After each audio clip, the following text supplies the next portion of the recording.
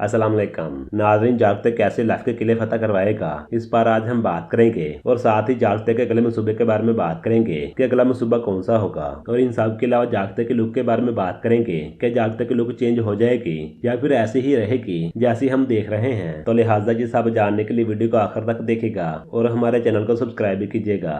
नाज़रीन, आप लोगों ने सीजन 3 में देखा होगा जब बुरहान को आलम शाह ने बचाया तो फिर बाद में आलम शाह ने बुरहान को भड़का दिया था, उस मामले के खिलाफ कर दिया और वैसे भी तशद्दुद इतना किया गया था। उसके बाद बुरहान का जहन काम नहीं कर रहा था। तो क्या जागते के साथ भी कुछ ऐसा होगा? तो नाज़रीन, बिल्कुल मेरे ख्याल से तो ऐसा ही होगा, लेकिन कुछ सूरतें थोड़ी सी अलग होंगी। पहले बुरहान तो सच में पागल था, लेकिन जागते पागल नहीं है, बल्कि खुद से ऐसा रिएक्ट करेगा ताकि इन सब को लगे कि वो थोड़ा सा पागल हो चुका है। सबके सामने ये जाहिर करेगा कि वह उस मामले की वजह से इतने साल जेल में रहा। याकूबे को अपने एतमाद में लेगा और ये भी हो सकता है कि याकूबे के साथ मिल जाए। ऐसा कुछ भी हमें देखने को मिल सकता है। खैर, जो भी सूरत होगी, आखिरी नतीजा यही होगा कि जागते मिशन पर है। वक्ती हमें ऐसा लगेगा कि ये सब कुछ सच में हो रहा है। खैर, जब याकूबे एतमाद में आ जाएंगे, याकूबे भी कुछ न कुछ ऐसा करेंगे ताकि जागते को परखा जा सके। जागते के पीछे जासूस भी लगा सकता है, लेकिन आप लोग खुद सोचें, अभी तक जागते ने जितने भी मिशन किए हैं तो क्या उसमें कभी नाकाम हुआ है? नहीं ना। तो इस बार भी नाकाम नहीं होगा। अगर बात करें इसकी लुक की कि लुक कब चेंज होगी, तो नाज़रीन मेरे ख्याल से आने वाली एपिसोड में ही ये सब हो जाएगा।